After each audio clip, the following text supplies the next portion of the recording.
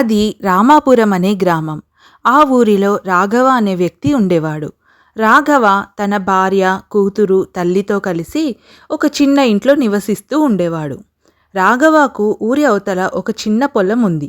అందులో రాఘవ తన భార్య లతతో కలిసి కొన్ని రకాల కూరగాయలు, అలాగే కొన్ని రకాల పండ్లు పండించేవారు. రాఘవ రోజు పండించిన కూరగాయలను పక్కనున్న ఊరికి వెళ్ళి అమ్ముకొని వచ్చేవాడు. కూరగాయలమ్మా, కూరగాయలు తాజా తాజా కూరగాయలు. కూరగాయలు తాజాగా ఉండడంతో చాలామంది రాఘవ దగ్గరే కొనుక్కునేవారు. అలా కొన్ని రోజులు గడిచాయి. రాఘవ కూరగాయలు పండిస్తున్న పొలంలో ఒక పాడుబడ్డ బావి ఉంది. కానీ ఏళ్ల తరబడి అందులో ఒక్క చుక్క నీళ్లు కూడా ఉండేవి కాదు. అందుకని రాఘవ పక్క పొలం సోమయ్య పొలంలోని బావిలో నుంచి ప్రతిరోజు నీళ్లు తెచ్చుకునేవాడు. ఒకరోజు రాఘవ తన పొలంలో పనులు చేసుకుంటూ ఉండగా పక్క పొలం యజమాని సోమయ్య అక్కడికి వచ్చాడు. చూడు రాఘవ, నీకు ఒక విషయం చెప్పాలని వచ్చాను. కొన్ని సంవత్సరాలుగా నీకు నా బావిలోని నీళ్లు ఉపయోగించుకోవడానికి ఇస్తున్నాను. కానీ ఈ మధ్యకాలంలో నా బావిలో నీళ్లు చాలా తగ్గిపోయాయి. రానున్నది ఎండాకాలం. అందుకని ఇక మీదట నీకు నా బావిలోని నీళ్లు ఇవ్వలేను. నువ్వు వేరే మార్గం ఏదైనా చూసుకో. కానీ బాబాయ్, ఇప్పటికిప్పుడు ఇలా నీళ్లు ఉపయోగించవద్దు అని చెప్తే నేను నా పొలం పనుల్ని ఎలా కొనసాగించగలను, ఎలా పండించగలను? కాస్త గడువు ఇవ్వండి. అదంతా నాకు తెలియదు. ఇది నీ సమస్య. ఇక మీదట నా బావిలోని నీళ్లు ఉపయోగించుకోవడానికి వీల్లేదు అని అంటాడు సోమయ్య. ఈ మాటలు విని రాఘవ ఎంతగానో బాధపడతాడు. జరిగినదంతా తన భార్య లతకు వివరిస్తాడు. అయ్యో, ఇప్పుడెలా అండి మన పరిస్థితి? అతను ఇప్పటికిప్పుడు ఇలాంటి నిర్ణయం తీసుకుంటాడని అస్సలు అనుకోలేదు. నీళ్లు లేకుండా మనం పొలంలో ఎలాంటి పనులు చేయలేము. నేను ఒక పని చేస్తాను. మన బావి కొద్దిగా లోతు తవ్వి చూస్తాను. మన అదృష్టం బాగుండి నీళ్ళు ఏమన్నా పడతాయేమో చూద్దాం. రేపు ఉదయం నుంచి పనులు మొదలు పెడదాము. ఇప్పుడైతే నాకు చాలా ఆకలిగా ఉంది. వెళ్ళి అన్నం వడ్డించుకొని రా అని అంటాడు రాఘవ.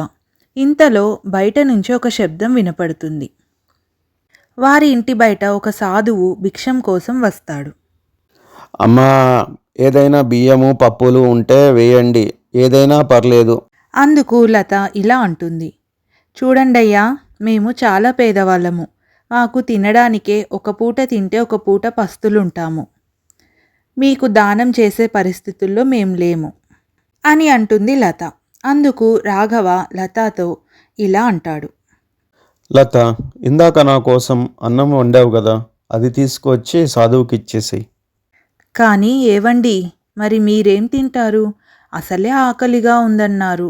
ఆ ఉన్నది కాస్త ఆయనకి ఇచ్చేస్తే మీరు ఇవాళ పస్తులు పడుకోవాల్సి వస్తుంది. ఏం పర్వాలేదులే, ఇవాళకి అంత ముసలాయనకు పస్తులు ఉంచి నా కడుపు నింపుకొని నాకు సరి అనిపించదు. వెళ్ళి ఆ భోజనం తీసుకొని రా అని అనడంతో లత వెళ్ళి ఆ భోజనం తీసుకుని సాధువుకు ఇస్తుంది. అందుకు సాధువు ఎంతగానో సంతోషించి, చాలా కృతజ్ఞతలు. మీరు కష్టకాలంలో ఉన్నారని తెలుస్తోంది. మీ కష్టాలన్నీ తీరిపోవాలని మనస్ఫూర్తిగా కోరుకుంటున్నాను. భగవంతుడు మిమ్మల్ని చల్లగా చూస్తాడు అని చెప్పి ఆ సాధువు అక్కడి నుంచి వెళ్ళిపోయాడు. ఆ మరుసటి రోజు రాఘవ ఇంకా లత బావిలో నీళ్ల కోసం తవ్వడానికి బయలుదేరుతారు. కానీ ఒక్కసారిగా వాళ్ళు బావి దగ్గరికి వెళ్ళేసరికి బావి నిండా నీళ్లు ఉంటాయి.